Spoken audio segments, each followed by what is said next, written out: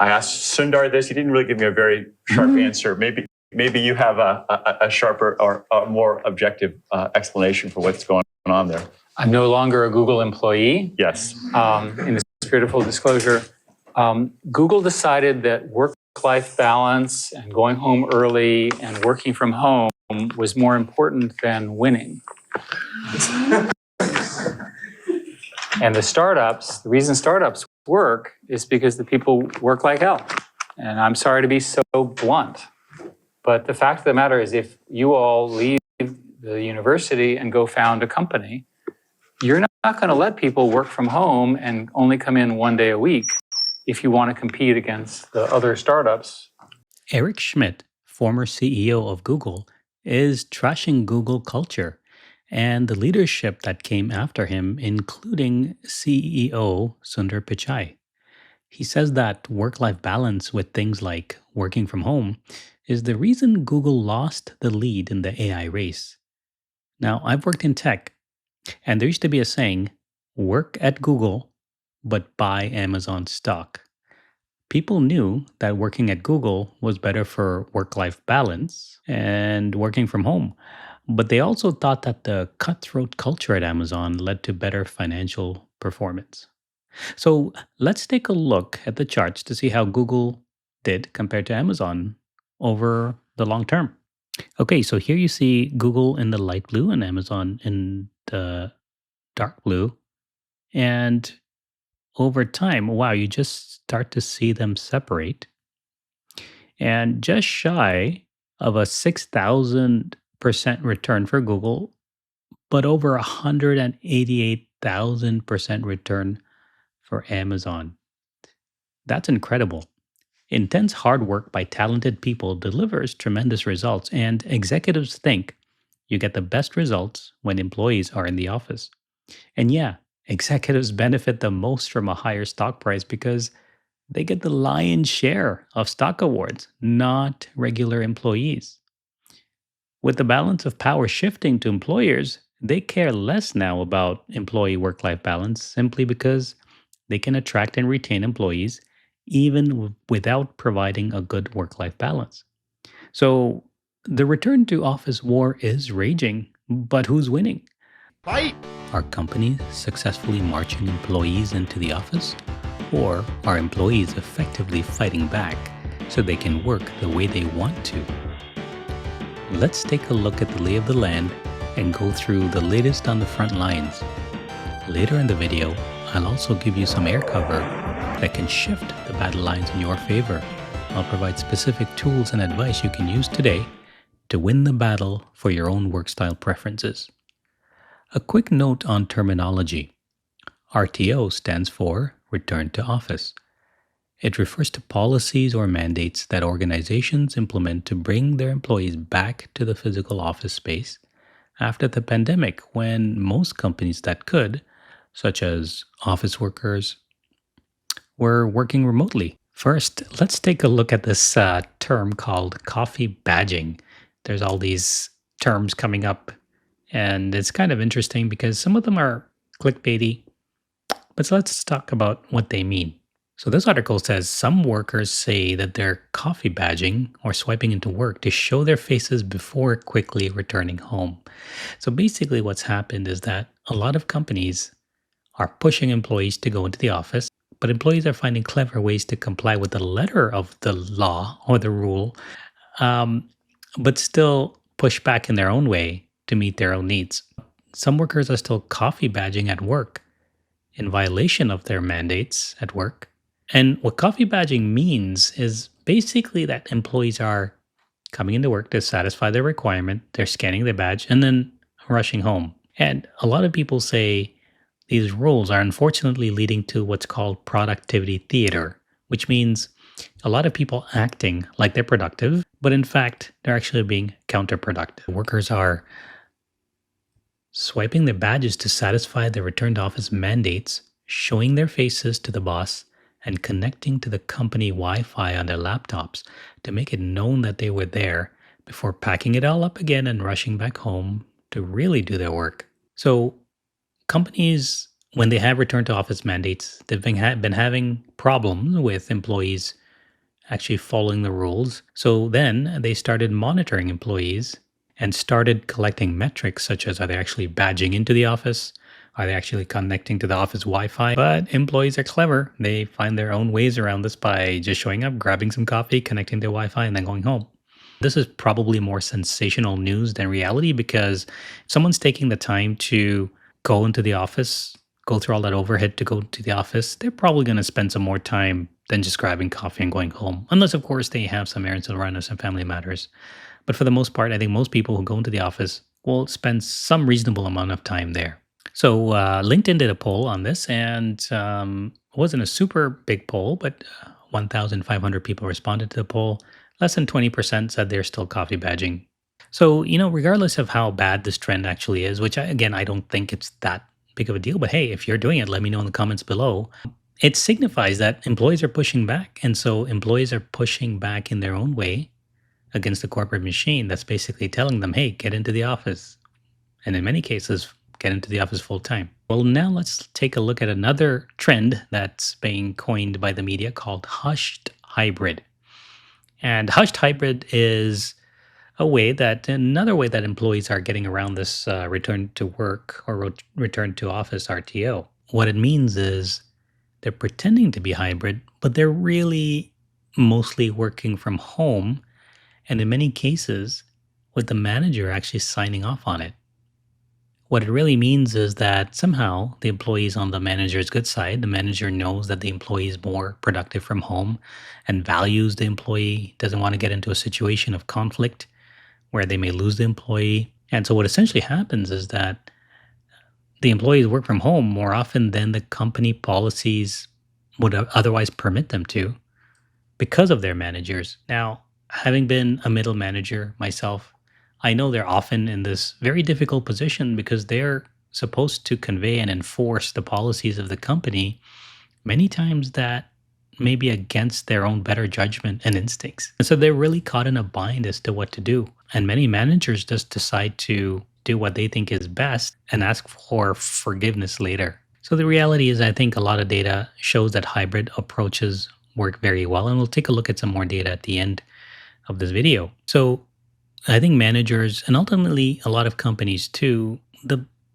biggest metric that they look for are results. And I think as long as managers can show that they're delivering results, a lot of times many things are forgiven, even if they're technically violating company policy.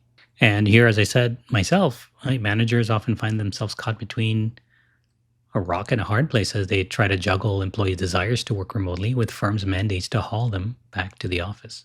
Now, the problem for managers is that if they allow some of their employees to work from home, it's called favoritism. And it's kind of like parents, right?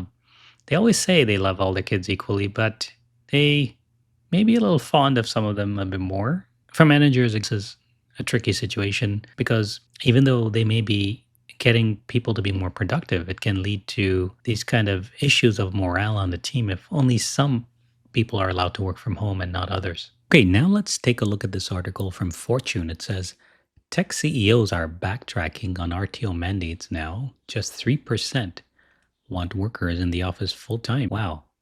So that seems to be a bit of a change from the big push to RTO earlier. Many tech firms spent the last 2 years summoning workers back into the office. That's true. After the pandemic, they thought, well, it's time to get back to normal. And companies threatened workers with layoffs if they didn't comply.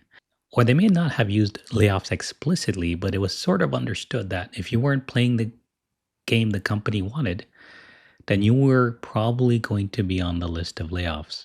And even Zoom pushed to get to in-person working last year. And this is especially notable because Zoom was one of the companies that enabled the whole remote work phenomenon by reinventing video conferencing. But the data seems to indicate that tech bosses have given up on this war on working from home. According to data that Fortune obtained, just 3% of these firms are now asking workers to go into the office full time. That's a big drop from previously from 8%. And this is from about 3,000 tech companies. Now, at the end of the video, I'll show you how you can look at this data yourself to find companies that are fit for your work style.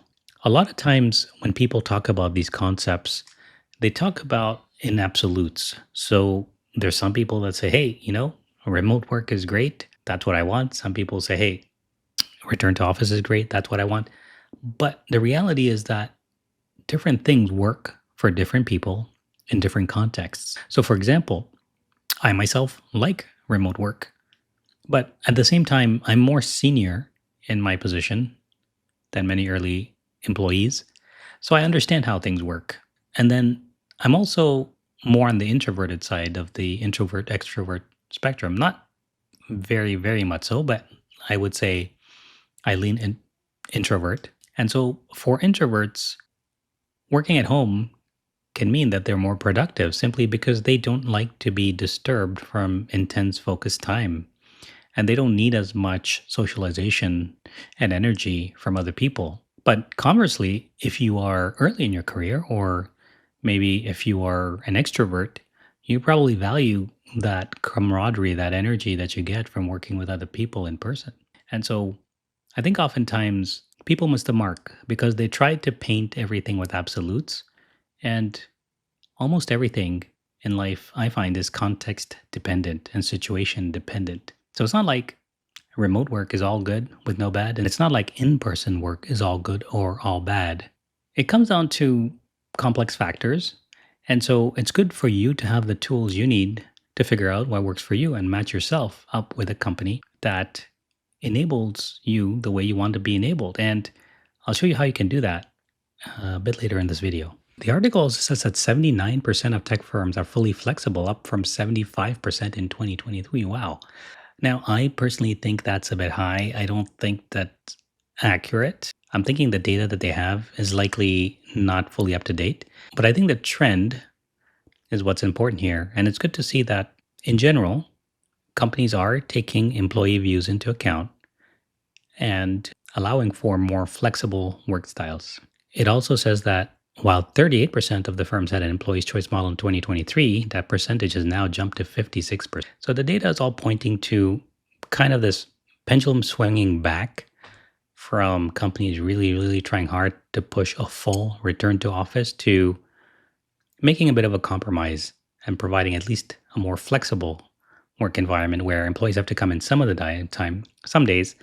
Most commonly, I see between 2 to 3 days in the office. And then employees are free to work from home if they choose to the other days. Now, the article also talks about how, CEOs couldn't make up their minds. They're trying different things in 2020. In 2020, companies like Meta, Twitter, Shopify declared they were going to leverage the decentralized wave for good. So it's interesting that, they kind of changed their tune. Mark Zuckerberg said they were going to be the most forward-leaning company on remote work at their scale. And they were going to come up with a thoughtful plan on how to do it. Well, that wasn't in 2023, though. Come 2023, Zuckerberg then said it was the year of efficiency and demanded workers return to work in the name of productivity, while simultaneously scaring staff into complying with mass layoffs. And again, I mentioned earlier, company CEOs, executives often talk about productivity. Yeah, that's part of the story, but it's not the entire story. The thing is, companies won't talk about the other issues. They just brush everything under the umbrella of productivity. And in a similar way, Dell, just 2 years after declaring 60% of its workforce would operate remotely, it's now told workers that they must go into the office 3 days a week. And if you see my other video, you'll see how they're color coding employees' badges and trying all these pressure techniques to ensure that employees comply. These are not alone. Google, Salesforce, Amazon, they're all trying to push employees to return to office and comply with the policies that they have. Employees are pushing back, resisting. CEOs and executives have softened their stance a little bit on working from home. So KPMG did a survey of US CEOs for companies earning over 500 million, and only 1/3 expected a full return to office in the next 3 years.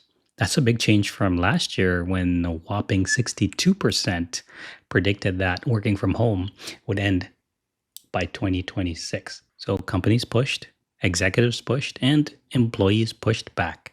Amazon is the most documented example of how ugly the RTO battle can get.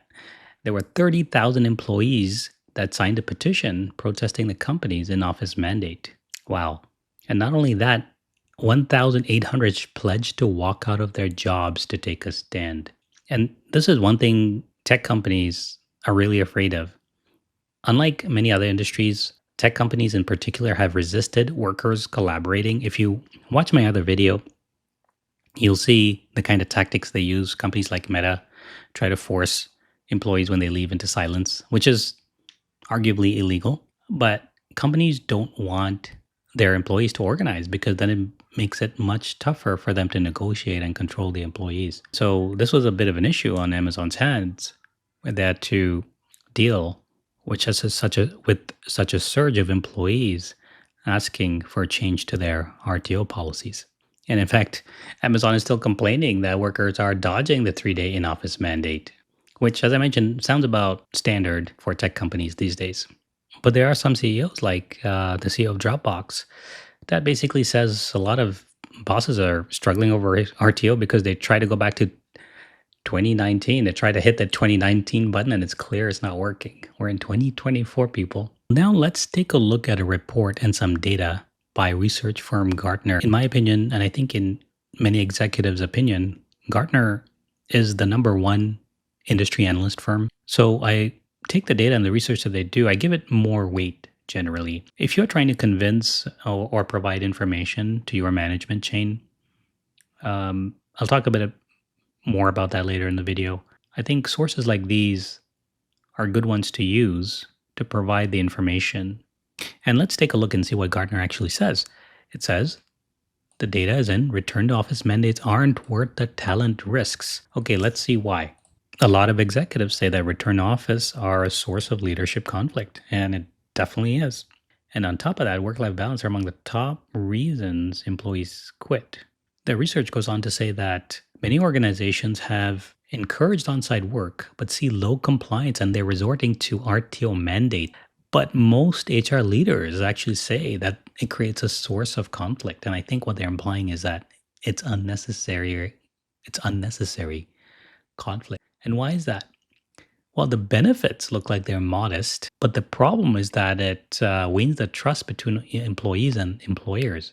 So let's take a look at the actual information from Gartner. What do the numbers say? Well, you can see they've broken up the type of employees into several categories. And with an RTO mandate, you do get some benefits. There's some small percentage increases in things like effort, in terms of things like engagement. But look at the big drop in terms of intent to stay. It creates a big drop on employees who intend to stay. And while employees might stay now in a bad job environment because they may just not have a better place to go, they're constantly going to be looking if you force them to work the way that they don't want to. And it's difficult to predict when the tide will turn, but if history repeats itself, then we can expect that to happen at some point. And when the tide turns, those companies that have been excessively forceful in mandating RTO are going to find that they've eroded the trust of some key employee segments. You can see that their high-performing employees are most likely to leave. Then women are actually more likely to leave next. And then millennial employees as well are the next most likely to leave. The Gartner report says that high performers, women, and millennials are the three groups that prize flexibility and are the biggest flight risks. And then with high performers, they feel especially resentful about mandates, especially if they've over-delivered during the pandemic and even after. Now, in my experience, if you are a super high performer, you're a rock star, often you can get an exception anyway. But for those who don't speak up and don't push back, the company may not realize that they may be looking elsewhere because of an RTO mandate. What I find interesting here is that neither performance nor inclusion improve in office. So certain segments, especially women and millennials, were negatively impacted for companies that had RTO mandates. And then it's interesting that most employees, 2/3, report that they work best in a remote environment. And this is surprising, but they also feel feelings of inclusion in a remote environment are higher than on site. This is something I wouldn't have naturally expected. Now, the big one that would scare employees is that these high performing employees report a 16% lower intent to stay in the face of on site work requirements. And this is something that companies will be really afraid of. So, if you want one data point to provide to your management chain if they're implementing a full RTO, just send them this information. Now, the article also does say that there are some small, modest benefits with RTO mandates. There's a little bit more effort. There might be more collaboration, helping other colleagues. And then it's interesting that managers actually think they get the greatest benefit from these RTO mandates. And, I think part of the reason is that these middle managers, they're kind of caught in a war between what's coming from the high level executives and their employees. They have to make sense of all of that. And so with a mandate, it's a very clear cut rule. And they don't have to take on the burden of trying to navigate these complex issues because it just becomes the rule. And then managers get more time with employees when they're in the office. And so it makes it a bit easier to get to know the employees, but to interact with them and understand them. And so it looks like managers see the greatest benefit from RTO mandates, not the individual contributor employees. So Gartner says that a flexible approach yields the best results. And this is what I think as well. I don't think that there is one size fits all in these situations. Like for me personally, I prefer mostly working remotely, but I understand that might not be ideal in all situations and for all people. So for some people, the in-person connection can be energizing, but the flexible human-centric hybrid models yield positive results than a one-size-fits-all. So what does Gartner recommend? Well, it recommends focusing attendance on site around activities such as brainstorming and things like offsites. And this is exactly what I would have said. I like it. Allow employees to influence the policy. I think this is important, getting feedback from the employees, listening to them, and trying to figure out what's a win-win. That also make employees feel like they're actually being heard. And then for companies implementing a policy, be very clear about the why. I think many times I see companies making these dubious general claims about productivity without any real information to back it up. And I think employees are smart. They kind of see through that.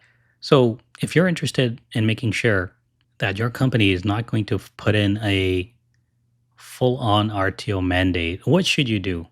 Well, one thing you can do is take articles and research like this and gently pass it on to your manager or your management chain. You have to be aware of the optics and what will look good. But if you approach it from a place of, hey, I came across this information, it looks interesting, maybe you want to take a look at it. You present yourself in a frame of how you're trying to help the company and help your manager. That might work out really well for you. Now, this is contrary to, if you look at my other video on Brittany Peach, who basically says something like, hey, well, if a company talks about RTO, I'm just going to quit. Companies don't want to hear things like that. It comes across as very confrontational. And I think a better approach is to frame what you're doing as an intent to help your manager and the company. And the reality is that's what you are trying to do. So I think how you communicate these things and how you present them is a win-win. So what are 3 things you can tell your peers, your managers, your company, if you want to advocate for a more flexible approach to work? Well, 1, you can show them, according to this research at least, that the benefits of the work aren't worth the risks. That's number 1. Number 2, employee engagement will increase if you give them an opportunity to shape and adapt the policies. And then number 3, the wrong RTO approach can derail the long-term talent strategy, meaning most likely companies with the wrong RTO approach are going to lose their top performers. Okay, so here's a nice little tool that I found called Flex Index. You can go to the flexindex.com website, and I'll put the link in the description below as well to use this tool. This site benchmarks metrics against peers and other trends so you can figure out what companies are offering in terms of their work style. So let me go down and just scroll down and enter company name. Let's try Google. Just type it into the search box. Click search. And you can see here that if I scroll down here, you can see, close that. You can see that for Google, it highlights what the requirements are in terms of the specific days of a week that you would need to go into the office if you worked at Google. So it's a really nice little tool to quickly see what companies are requiring their employees to do. Let's take a look at another company. I'll check out Dell, since I had made another video on Dell previously and how they're trying to color code their employees with badges and so on. And here you see Dell Technologies. They require minimum days a week, and that's 3 days a week, which is about standard for tech companies these days. This is a nice tool that lets you search for companies that let you work the way you want to work. So for example, if I wanted to search for a company that allowed some flexibility to work from home, I could search for minimum days a week. And then let's say I'm interested in technology companies. And then let's say I prefer to work at larger companies. I could select employee size, let's say of over 5,000 people. And then you can see over here all of the companies that pop up that fit my requirements. And there's ServiceNow, there's eBay, there's DocuSign, Zoom, and so on. Okay, so it's a great tool that you can leverage if you're not getting to work the way you want to at your current workplace, and your efforts of providing the information in a nice way to your management chain doesn't work. Well, it doesn't hurt to keep an eye open on other companies that suit your work preferences. Okay, so who's winning the RTO war? Well, at the beginning, companies pushed hard, many for complete return to office, but employees pushed back. And right now, I'd say chalk one up for the employees this round. They've successfully pushed back on a complete RTO mandate, and there's a bit of a compromise solution with many companies adopting a hybrid approach. Now, personally, I think flexibility isn't just a perk, it's a necessity. And if the job market changes in future in favor of employees, I would expect to see companies become even more flexible. And companies should know that if they want to retain their absolute best people, they need to listen and to adapt. But what do you think? Have things changed at your workplace? Share your thoughts in the comments below. And thanks for watching The Clueless Employee. If you found this video valuable, don't forget to like, subscribe, and sign up for my free newsletter for tips on how you can level up your work game. Until next time, stay savvy.